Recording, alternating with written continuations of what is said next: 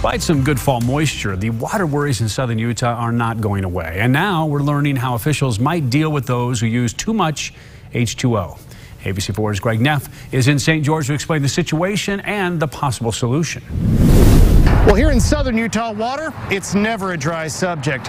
And with the start of seasonal restrictions, there's a new push on to keep as little water as possible from being wasted down the drain. In fact, officials say our water situation runs both hot and cold. Well, we're certainly behind where we were last year in terms of carryover reservoir storage.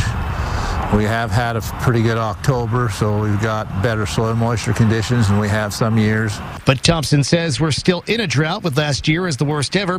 He adds now is the time to cut back. We're obviously moving well into the fall, and people can water less. Right now, most people should be watering maybe one time a week. The mayor of St. George agrees and says most people are doing a good job saving the water. But for those who are not on board, it might just be that, again, those that are using the most, and especially if it seems out of the norm, should probably pay a higher rate.